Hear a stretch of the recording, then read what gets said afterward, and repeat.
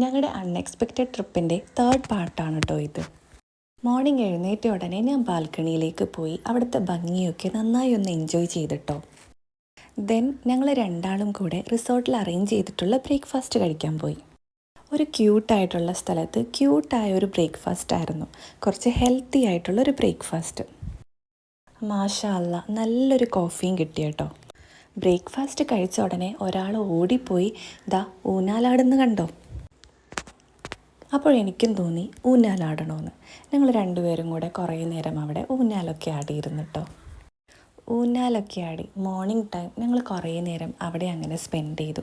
കുറച്ച് ഫോട്ടോസും വീഡിയോസൊക്കെ എടുത്തിട്ട് നേരെ പോയത് പൂളിലേക്കാണ്. എനിക്കാണെങ്കിൽ പൂളൊന്ന് എക്സ്പ്ലോർ ചെയ്യണം എന്നുണ്ടായിരുന്നു. ചെറിയൊരു തലവേദന ഉള്ളതുകൊണ്ട് ഇക്കാക്ക് ഇറങ്ങിയില്ല കേട്ടോ. അവിടെ നിന്ന് നേരെ ഞങ്ങൾ പോയി കുളിച്ച് ഫ്രഷായി ബാൽക്കണിയിൽ വീണ്ടും എത്തി കേട്ടോ.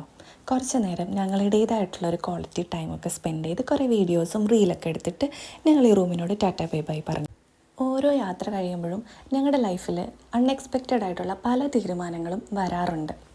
ഇത്തവണ ഞങ്ങൾ നോട്ട് ചെയ്ത് വെച്ചിരിക്കുന്നത് ആ ബാൽക്കണിയാണ് കേട്ടോ.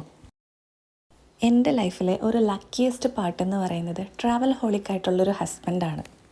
ട്രാവലിങ്ങിൻ്റെ ബ്യൂട്ടി എന്താണെന്ന് ഞാൻ മനസ്സിലാക്കി തുടങ്ങിയത് ആഫ്റ്റർ മാരേജാണ്.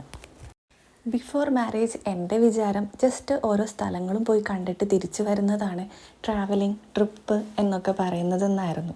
പക്ഷെ അങ്ങനെയല്ല, ട്രാവലിങ്ങിനുള്ളിലും ഒരു പ്രത്യേകതയുണ്ടെന്നും അതിലുണ്ടാകുന്ന ഒരു സന്തോഷവും സമാധാനവും എന്താണെന്നൊക്കെ എന്നെ പഠിപ്പിച്ചു തന്നത് എൻ്റെ ഹസ്ബൻഡാണ്. സംടൈംസ് ചില ട്രിപ്പൊക്കെ ഫ്ലോപ്പ് ആവുന്ന ഒരു സ്റ്റാൻഡിലെത്തിയാലും അത് സക്സസ് ആക്കുന്നതിൽ എൻ്റെ ഹസ്ബൻഡിന് പ്രത്യേക ഒരു കഴിവുണ്ട്. ഞങ്ങളങ്ങനെ ട്രിപ്പൊക്കെ കഴിഞ്ഞ് നേരെ വന്നത് അറേബ്യൻ പാലസിലെ മന്തി കഴിക്കാനാണ്. മന്തിയൊക്കെ കഴിച്ച ഉടനെ ഞങ്ങളൊരു റിലേറ്റീവിൻ്റെ വീട്ടിൽ പോയി അവിടെ നിന്ന് അവരെയൊക്കെ പിക്ക് ചെയ്തിട്ട് ഞങ്ങൾ നേരെ ഞങ്ങളുടെ വീട്ടിലേക്ക് പോയി. അപ്പോൾ ഞങ്ങളുടെ ട്രിപ്പ് ഇവിടെ അവസാനിക്കുകയാണ്. അത്രയൊക്കെ ഉള്ളൂ. Tata bye bye.